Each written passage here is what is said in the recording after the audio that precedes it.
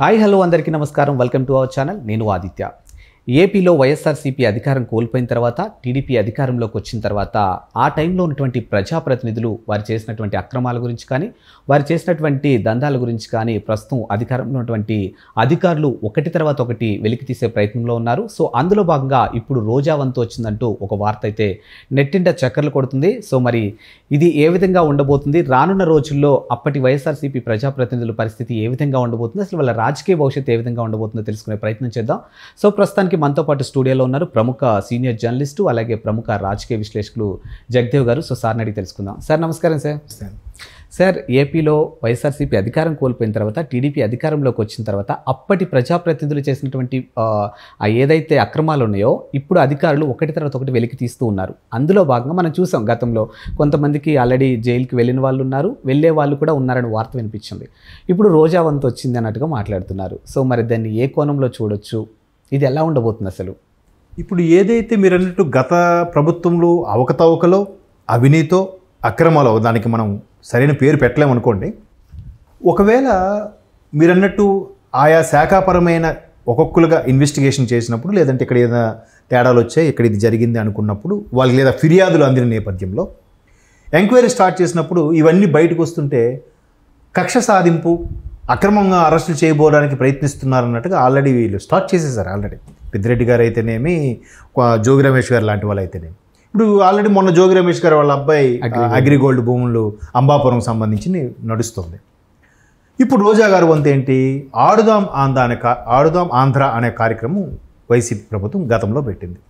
So యువతలో sportiness పెంచడానికో లేదంటే ఒకరికొకరు కలిసి ఉండేలాగానో లేదంటే ఒక ప్రోగ్రామ్ లాగా ఒక సరదాగా ఇప్పుడు చూసండి ఆగస్టు 15కి ఎట్లాగైతే గేమ్స్ పెట్టి పిల్లల్లో ఉత్సాహాన్ని నింపుతారో అలా అనుకున్నా మొత్తానికి. సో దానికి సంబంధించిన స్కామ్ కూడా బయటపడే అవకాశాలు ఉన్నాయి. అయితే ఈవిడితో పాటు మాజీ మంత్రి ధర్మాన కృష్ణదాస్ గారి పేరు కూడా ఇందులో వినిపిస్తుంది. ఒకటి మాజీ మంత్రి రోజా గారు, రెండోది మాజీ మంత్రి శ్రీకాకుళం జిల్లాకు చెందిన కృష్ణదాస్ గారి పేరు వినిపిస్తుంది. వీళ్ళిద్దరితో పాటు యూత్ వింగ్కి స్పోర్ట్స్కి చైర్మన్గా చేశారు. ఆయన పేరు బైరెడ్డి సిద్ధార్థ రెడ్డి గారు, ఆయన పేరు కూడా వినిపిస్తుంది. అంటే వీళ్ళు ఏదైతే ఆడుదాం ఆంధ్ర ప్రోగ్రాంకి పెట్టిన ఖర్చు ఉందో ఆ ఖర్చుని పావలాకి 10 రూపాయలుగా చూపించారట. పావలా ఖర్చు అయితే ఒక 3 రూపాయలు అయింది, 5 రూపాయలు అయింది అన్నట్టుగా చూపించారు. సో ఆబ్వియస్లీ ఇప్పుడు నేను మళ్ళీ అదే సందర్భం వచ్చింది కాబట్టి నాకు వ్యంగ్యంగా అనుకోకపోతే మాట చెప్తాను. వీలైన పాపం ఎక్కడి నుంచి తీసుకొస్తారండి? నెక్స్ట్ ఎలక్షన్లో పోటీ చేయాలి, డబ్బులు ఎక్కడి నుంచి వస్తాయి? ఒక ప్రాజెక్ట్ లేదు, ఒక పథకం లేదు, ఒక ఇది లేదు. సో ఇలాంటి దగ్గర వాళ్ళు ఏదో మిగిల్చుకోవాలి కదా మంత్రులు. మిగిల్చుకోకపోతే నెక్స్ట్ ఎలక్షన్స్కే డబ్బులా ఖర్చు పెడతారు రోజా గారు కానీ కృష్ణదాస్ గారు కానీ. సో అందుకే చేశారేమో పాపం, వాళ్ళని అనడానికి కూడా తప్పులేదు. అంటే నాకు అలా అనిపిస్తుంది. సో ఆ కిట్ల వ్యవహారంలో ఏదో జరిగింది అన్నట్టుగా వార్తలు వినిపిస్తున్నాయి. ఇప్పుడు ఎడ్యుకేషన్కి సంబంధించి కూడా బైజూస్తో ఆంధ్రప్రదేశ్ గవర్నమెంట్ టైఅప్ కూర్చుకుంది. వాళ్ళు ఏదో ట్యాబ్లు ఏవో ఇచ్చారు చూడండి, కొంతమందికి ఇచ్చారు, మిగతావి బైజూస్ వాళ్ళకి వీళ్ళు పే చేయాల్సిన పేమెంట్ ఆగిపోయిందని వాళ్ళు ఆ ట్యాబ్లు అయితే ఇవ్వలేదు. ఇవ్వకపోవడం ఏం చేశారు, టీచర్స్కే ఆర్డర్స్ పాస్ చేశారు. ఆయన పేరు ప్రవీణ్ ప్రకాష్ అని ఉండేవాడు, ఆయన ఎడ్యుకేషన్ ప్రిన్సిపల్ సెక్రటరీ. ఆయన బాగా ఎక్కువ చేశారు. ఎట్లా అంటే మీరే స్మార్ట్ ఫోన్లో యాప్ వేసుకోవాలి, మీరే అన్నీ చేయాలి, మీరే ఫోన్ ద్వారా నాకు అన్నీ పంపించాలి, అది చేయాలి, ఇది చేయాలి, బొబ్బో ఆయన చాలా హడావిడి చేశారు. ఆయన రీసెంట్గా వాలంటరీ రిటైర్మెంట్ తీసుకున్నారు కదా. ఎవరి దానికి భయం ఉంటుంది, ఎవరు చేసిన తప్పుకి వాళ్ళకి తెలియకుండా లోపల భయం స్టార్ట్ అవుద్ది. సో అందుకే ఆయన వాలంటరీ రిటైర్మెంట్ తీసుకున్నారు. పక్కన పెడితే ఇప్పుడు ఈయన ఏదైతే ఉందో ఆ బైజూస్ వాళ్ళు ఎలాగైతే ట్యాబులు అది బైజూస్ వాళ్ళకి ఎందుకు ఇవ్వాలి, వేరే వాళ్ళకి కూడా ఇవ్వచ్చు కదా. సో అక్కడ ఏదో టైఅప్ అవి మెల్లమెల్లగా బయటకు వస్తాయి. అవకతవకలో సంథింగ్ ఆమ్యామ్యాలో ఏవో ఒకటి. సో ఇప్పుడు కూడా ఈ కిట్లు ఏవైతే క్రికెట్ కిట్ కానీ వాలీబాల్ కిట్, షటిల్ కిట్ ఇవన్నీ పర్టికులర్ అక్కడే ఎందుకు కొనాలి, ఎక్కడైనా కొనవచ్చు కదా. వాళ్ళ దగ్గర కొనాలంటే వాళ్ళకి వీళ్ళకి పర్సంటేజ్ కమిషన్ ఏదో ఉంటుంది. సరే ఒక క్రికెట్ బ్యాటు, మంచి బ్యాటు ఒక 5,000 6,000 అనుకుందాం మినిమం స్టార్టింగ్ స్టేజ్. అఫ్కోర్స్ 15,000 30,000 50,000 కూడా ఉన్నాయి, లేవు అనట్లేదు. ఒక సామాన్యుడు ఆడుకునే బ్యాట్ అయితే 5 నుంచి 10,000 మధ్యలో ఉంటుంది. సో దాన్ని అటువంటి సామాన్యుడు బ్యాట్నే 20,000 ఒక్కొక్క బ్యాట్ అని చూపించాను అనుకోండి, ఒక్కొక్క బ్యాట్ మీద ఎంత మిగులుతుంది? 15,000. అంటే నేను ఊహకి ఎక్స్పెక్టేషన్గా చెప్తున్నాను ఇది. అంటే ఇట్లాంటివన్నీ కూడా బయటకు వస్తున్నాయి. ఇప్పుడు జోగి రమేష్ గారు మొన్న వాళ్ళ అబ్బాయిది కూడా ఇష్యూ ఏంటి, రాజీవ్ గారిది అంబాపురం ల్యాండ్లు ఏదైతే ఆల్రెడీ సిఐడి కేసు నమోదు చేయబడిందో అగ్రిగోల్డ్ బాధితులకు సంబంధించి దాన్ని వీళ్ళు ఇంకొకరికి ఎలా అమ్మేస్తారు? కేసు రన్ అవుతుంది దాన్ని. ఏసీబీ వాళ్ళు అది రైట్స్ చేసిన విషయంలో అది తెల్లమైందంట. ఆల్రెడీ కేసు నడుస్తుంది అంటే మేబీ ఇలా అనుకుని ఉంటారు వాళ్ళు, ఏం కేసు అయినా మందే కదా, ఏం కాదు, మందే గవర్నమెంట్, నెక్స్ట్ 30 ఏళ్ళు జగన్మోహన్ రెడ్డి గారు ఉంటారు, మందే ప్రభుత్వం, మనల్ని ఎవరు ఆపేది అనే ఫీలింగ్లో మేబీ మీకెందుకు మేము చూసుకుంటే కదా, నెక్స్ట్ గవర్నమెంట్ కూడా మాదే కదా, మీరు కొనుక్కోండి అని చెప్పి వాళ్ళు ఎవరికి ఒప్పించి కొనిపించారు, వాళ్ళు కూడా కొనుక్కున్నారు.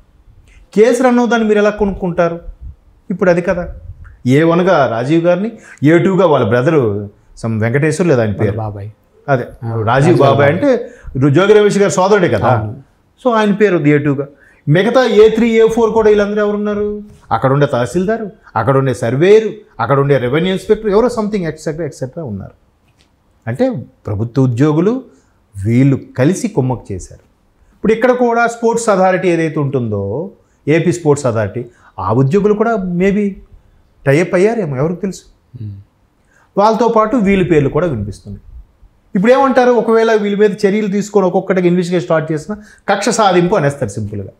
చర్యలు తీసుకోకపోతే ఏమంటారు, మేము నిఖార్సుగా ఉన్నాం, మేము ఏ తప్పు చేయలేదు కాబట్టి జనాల్లో ఫ్రీగా తిరుగుతున్నాం అంటారు. ఏది కరెక్ట్ అంటారు? చర్యలు తీసుకుంటే కక్ష సాధింపు అంట, చర్యలు తీసుకోకపోతే ఇలా మాట్లాడుతున్నాను. పోనీ ఒకవేళ వీడిని అరెస్ట్ చేయకపోతే వీడిని చూసి మరో 10 మంది తయారవుతారుగా. ఎగ్జాక్ట్లీ. ఇప్పుడు పెద్దిరెడ్డి గారికి అంశం మీద కూడా ఒక్కొక్కటి ఇన్వెస్టిగేషన్ ఎలా స్టార్ట్ అవుతుందంటే, చాలా ఫిర్యాదులు వచ్చాయట. సార్ నా దగ్గర అక్కడ 4 కోట్ల స్థలం, నీకు 20 లక్షలు ఇస్తానమ్మా రాసి అని బలవంతం చేస్తున్నారు అని ఒక ఆవిడ వచ్చింది. ఇంకో ఆవిడ వచ్చింది, సార్ నాకు నా ఇల్లు ఉంది, నా ఇల్లుని తీసుకున్నారు సార్. ఇంకో ఆయన వచ్చాడు, సార్ నా పాతబడిన థియేటర్ ఉంది, ఆ థియేటర్ పార్టీ ఆఫీస్ కింద తీసుకున్నారు సార్. ఇలాగే రకరకాలుగా వీళ్ళందరూ వచ్చి ఫిర్యాదులు ఇచ్చిన తర్వాత వీళ్ళు చర్యలు తీసుకుంటే ఏమంటున్నారు, చంద్రబాబు నాయుడు గారు కావాలని టార్గెట్ చేశారు, లోకేష్ గారు రెడ్ బుక్ అంశం తెర మీదకి వస్తుంది, ఇప్పుడు రెడ్ బుక్ రాజ్యాంగమే ఆంధ్రప్రదేశ్ నడుస్తోంది, కడిగిన ముత్యం తిరిగి వస్తాం, న్యాయమే గెలుస్తుందని పిడికిలు బిగించి చెప్తున్నారు. ఏది కరెక్ట్? అంటే జనాల్ని మభ్య పెట్టడానికి. బట్ స్థానికంగా ఉన్న వాళ్ళకి అర్థమైపోద్ది కదా ఎవడేం చేశాడని. వీళ్ళు ఎన్ని గేమ్లు ఆడినా, ఎంతమంది ఒక 20 సోషల్ మీడియా ఛానల్ కొనేసి, ఒక 10 శాటిలైట్ ఛానల్ కొనేసి వాళ్ళ గురించి డబ్బా కొట్టుకున్నా తెలిసిపోద్ది కదా. స్థానిక బలం ఏదైనా స్థానిక బలమే, స్థానికంగా బలం లేకపోతే ఇవన్నీ వస్తాయి. వాళ్ళకి ఖచ్చితంగా ఇవాళ కాకపోతే రేపైనా బయటకు వస్తుంది కదా, వీళ్ళు అలా చేశారా, ఇది అక్కడ కబ్జా చేశారా, ఇక్కడికి తీసుకున్నారా. సో ఇప్పుడు రోజా గారి అంశము ఆల్రెడీ ఆవిడకి తిరుపతి దర్శనం టికెట్ల అంశం మీద ఉంది, ఎంతవరకు వాస్తవమో తెలియదు పాపం. ఆల్రెడీ ఆవిడ ఒక 20 కార్లతో వెళ్ళేది, 10 కార్లతో వెళ్ళేది, దీనివల్ల ఎంత ఇబ్బంది అయ్యేది అన్నట్టు కూడా విమర్శలు ఉన్నాయి. అది చాలదన్నట్టు ఇప్పుడు ఆడుదాం ఆంధ్ర కూడా పేక చుట్టుకునే ప్రయత్నం జరుగుతుంది. ఆవిడ మరోవైపు చెన్నైలోనే ఉంటున్నారు, ఇక్కడికి రావట్లేదు అన్న వార్తలు కూడా వస్తుంది. ఏమో ఇప్పుడు జగన్మోహన్ రెడ్డి గారు చిన్న ఏగవాళ్ళన విమర్శించే సోకాళ్ళు మంత్రులందరూ కూడా ఇప్పుడు ఎవరు మాట్లాడట్లేదు, ఎవరు అసలు స్క్రీన్ మీదకి రావట్లేదు, ఎవరు ప్రెస్ మీట్ పెట్టట్లేదు. నెక్స్ట్ నేనే డిసైడ్ అవుతున్నారా ఏంటి? ఇంక అధికారులు థరోగా ట్రాన్స్పరెంట్గా చేస్తే వాటిని ఇంకా బయటకు వస్తాయి. చూద్దాం మరి ఇంకా ఇలాంటివి ఎన్ని స్కాములు బయటకు వస్తాయో అట్లా మనం చూస్తూ లెక్క పెట్టుకోవడం తప్ప ఏం చేయలేం. Thank you sir.